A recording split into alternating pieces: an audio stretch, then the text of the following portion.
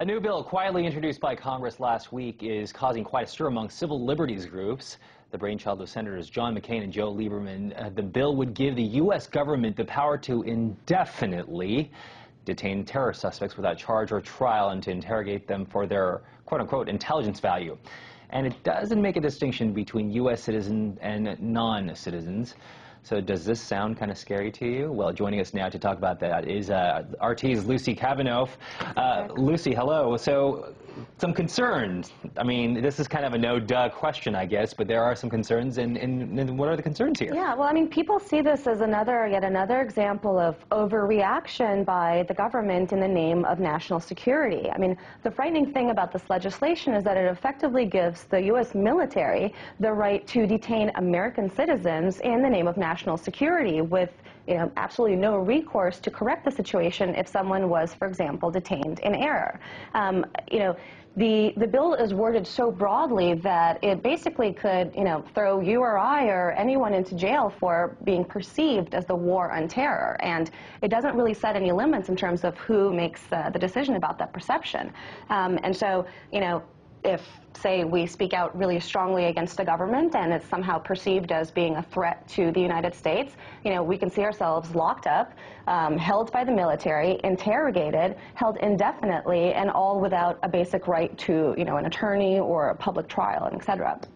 It also begs the question of what happens when you detain someone in error, and also what happens, what mechanisms are in place to prevent this from being politically used in a politicized sort of way. I mean, could we see this legislation used to stifle dissent? I mean, Tea Partiers often say fairly critical things of the U.S. government. In its extreme, could we see this legislation used as something to stifle that kind of dissent? What about 9/11 truthers? What about anti-war protesters? And so, the question is limits and oversight, and this legislation unfortunately doesn't set any limits, and it doesn't really, allow any process for these kinds of decisions to be overseen in a system of checks and balances. What about people who just simply come on and say, God, I hate this country? I mean, and even they maybe could be, because of the broad language, broad scope of the language which you had brought up earlier, they could even potentially be, I guess, put on this watch list by the government. Well, I mean, that's the threat, and that's always the problem that you have when lawmakers legislate out of panic. I mean,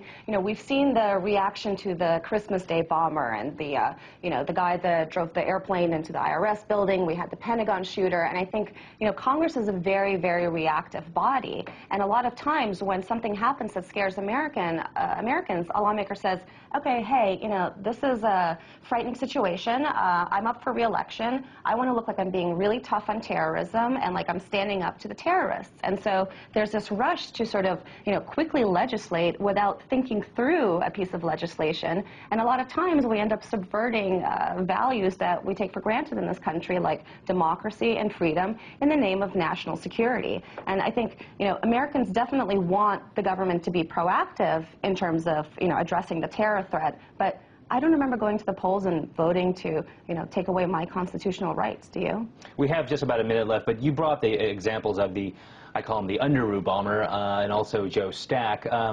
But because of events like those, incidents like those, isn't there kind of a need for a piece of legislation like this? Well, again, legislation like this is done out of fear and out of panic, and it's not thought through. The consequences of this, I mean, when you look at the domestic terror threat, a lot of folks, and I'm not justifying this, I mean, any sort of violence is completely inexcusable, but a lot of people are, trending towards violent reactions to what they perceive as a loss of their liberties to the federal government. And something like this is not going to win you any friends by people who already feel like they're sacrificing their rights and liberties in the name of terror, And the ironic thing is you'd think that this would be maybe a partisan issue where Democrats or Republicans would be different on this. And unfortunately, with things like this, both parties seem to work in lock and step. I mean, we saw the passage of the Patriot Act with virtually no debate last week. And, I don't know if this thing is going to pass, but again, there's just very little difference between the two parties on an issue like this. RT's Lucy Kavanaugh. We will see if this thing passes. Thank you so much for joining us. Thank you.